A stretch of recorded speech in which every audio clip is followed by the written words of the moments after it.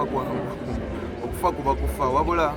nga bw'abagambye okose nnyo obulamu bwaffe obw'ensi okwetegekera eggulu kubanga chance yokka gy'olina bino ebyensi oba ofudde ki Katonda engeri yonna gy'akuyiseemu si nkulu naye g'ogenza otya ng'akuyise ekyo ekisinga obukulu. Wabadde osomye ku ddadde mu kereziya?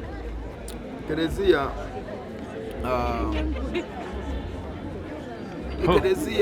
nzija nga bwe nfunye akadde mbadde nduddemukko olw'emirimu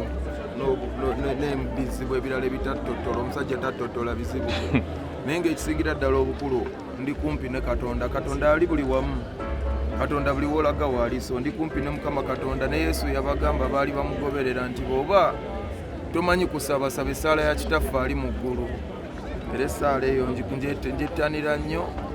najje kuba ne ku mubiri gwange nga ttatu tenvaako, so Katonda abeera wonna ate singa munnange Katonda ali wano wokka, singa ab'omu Amerika tebalina we bamusanga naye nabo bamusanga waali gwamusembeza okumpi buli wamu waali. Ebizibu byo bimala otya ng'ogambye olina oba n'ebizibu ebikulemesa n'okujja mu kereziya kati obimala otya? Ebizibu byange Katonda yagamba osooka n'okozesa obusobozi bwe yakuwa. Ojjukirawo ebitono omusanvu bwe bagabanya ebitono, kozesa ekyo ekitone ky'olina n'obusobozi bwo nga bw'omusaba Katonda ayambayo yambye. So Katonda tumusaba nga naffe tukozesa obusobozi kubanga Father akujjukiza nti oba okyevuma ennyumba mw'osula n'ojjukira nti waliwo asula ebweru. So nze sobola kudda ate kwesiba nnyo kwebyo bizibu wabula nkola kye nnina okukola, omulimu ogusigadde ne ngulekera Mukama Katonda. Bwe tutuuka mu Christmas season bajjayo ennyimba za Fireezaani. Bw'omu ku bayimbi abaliwo mu current generation yali akubye oluyimba lwa maama ne lujjawo ez'amaama ezaaliwo. Otukubirayo ddi oluyimba n'olwa birthday gwe wekka, otukubirayo ddi oluyimba lwa Christmas olugjawo zino ezibadde oba njagala okubuulira nti nga nkola ennyimba ezo saamanya nti zigenda nakujjawo ezaaliwo. It was just a calling, so when the calling comes tujja zikola. Christmas eyo eri tricky as a season olw'ensonga bwe twalinga abato twafiringanga nnyo Christmas ne kati bwe tukula Christmas ekyuka, Christmas y'omuto si ey'omukulu. So eri very tricky as a season okujja approachinga nga tokyagiwuliranga bwe wali ogiwulira ng'oli mutondo. Ennyimba za Christmas oba zisaana abaana bato balina kati ozikubanga awulirira ddala nga ekyo twesunganga enkoko ne kati kasoda okanywa tekakyasaanula n'amatama ne kasoda ebiseera ebisinga aba artists obulamu bwabwe bugenda mu nsonga ezitategeerekeka, ezitali explained, era nga ne okutuusa olwaleero matters nnyingi tezinabeera solved. Magezi ki goyinza okuwa artist munaali eyo, era magezi ki goyinza okuwera ne government okukuumamu ba artists? Okusooka amagezi genyinza okuwa artist agasooka muntu kubeera ng'okimanyi nti obulamu olina bumu, bukwate ng'ekyatika, bunyumirwe nga bw'osobola naye kimanye nti olina bumu. So magezi genyinza okuwa government is we are national assets. Bino ebitone bya Uganda bwe bagamba nti bagenda kuleeta abayimbi b'e Nigeria oba ab'e South Africa competing n'ab'e Uganda, sikiwa nti wali abalala okuleka abayimbi b'e Uganda. So tubaagale assets zino tuzibbulule bazirage omukwano nga bwe balaza ab'emipiira, nga bwe balaza ab'emizannyo, abaddusi, abavuzi b'obugaali. This is Ugandan talents. Bazi valuing baziwa obukuumi. Ekirala also kye nandigambye is abantu bafan nabo bategeere nti yadde tuli bantu ba bulijjo naye kitwawukanako is g'obwomu ng'osavinga abantu omutwalo mulamba bonna balina dimandi za njawulo. Ye abeera omu nga wagira abayimbi nga bataano, so demand ye bwe mulemako asobola ogijjako kono. So olumu ne tukakiba okubeera nti engeri gye tubeeramu, engeri okusinzira abantu abatutolodde, engeri gye batweyayaniramu oba gye batuyisaamu oba obulamu bwaffe buba bwanjawulo. Tuba tokyali muntu waki wa bulijjo, so balekerawo okubeera nga buli ddakiika osika omuntu awulire nti ye wa bulijjo ate n'omala omusika n'omufuula wa bulijjo ate obulamu bwe nga buli challenged okusinga gwe more than what you can understand, because it's one person serving the whole nation and you're just part of the nation. So ekirala kye nandigambye kwettanira nnyo Katonda, kubeera kumpi nnyo ne Katonda. Teri kufa kulungi, teri muntu yali afudde kufa kulungi, sikiwulirangako. So ffenna kyakubeerawo twetegekere, tukolaganire wamu kyekyo. Olunaku bwe tuli kujjukiza ki naddala ku baganda baffe abatuva ku maaso? anakuba luti lw'amaanyi nnyo olw'ensonga buli omu ffenna inevitably abali wano tugenda tuuka akaseera nga twetaaga okusabirwa waliwo buli omu ajja tuuka nga tasobola kwesabira so I think lutujjukiza akaseera ako nti tusabire nnyo bannaffe abaatugendako mu myoyo gyabwe Katonda agikwatirwa ekisa kubanga naffe tujja tuuka time nga twetaaga okusabirwa emyoyo gyaffe bagikwatirwa nga tetukyasobola kwesabira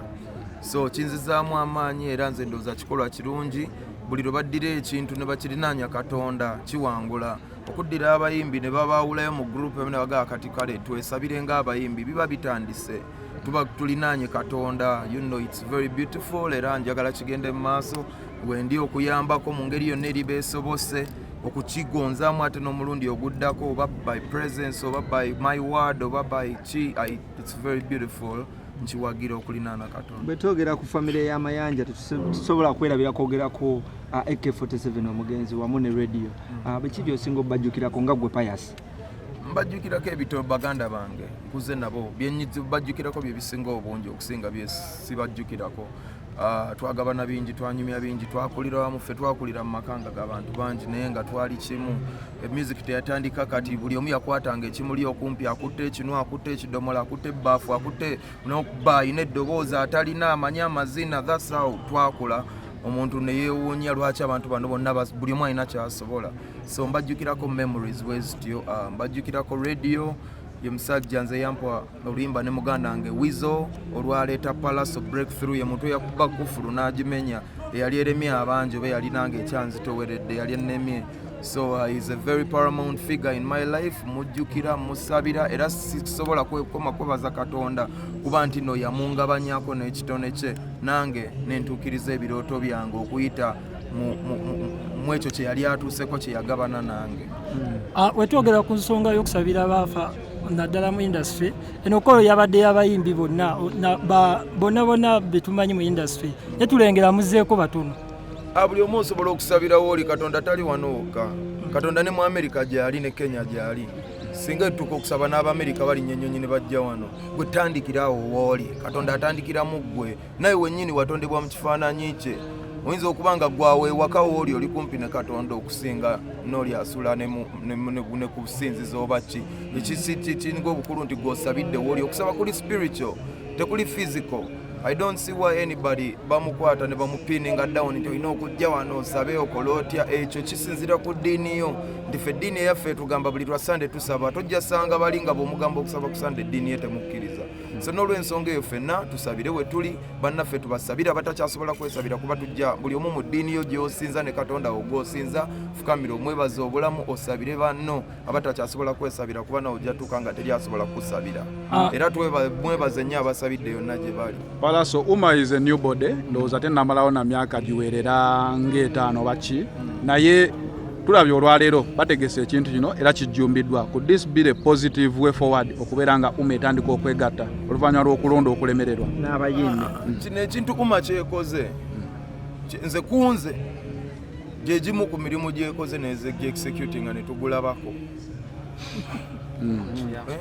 tukirabako kubanga nze esimu eno yankubirwa fina masannyalaze nanga mpa invitation ne mugamba invitation eyo giwone ku bakadde bange eri so beautiful mutulinaanyize eri Katonda olunaku mulukutte lubaga ddala lwero saawa 7 nti ye nendabira ddala ng'ekyo kikoleddwa kyetaagisa teri kyabugagga kisinga kubeera kumpi na Katonda ate okujjukira emyoyo gy'abayimbi abaatufaako baganda baffe nga bo tebakyasobola kwesabira kibadde kikolwa kya buvumu nnyo era kigende mu maaso era nange nalowooza era ne ŋŋamba bannange ŋŋamba kunga ne mbagamba oyina gwe wafiirwa oba bw'oba tomuyina gw'osuubira okufa so mu mbeera yonna ngicreditinze nnyo olw'omukolo guno it is a big score byebyo bongere okwerinanya Katonda n'obwerufu n'amazima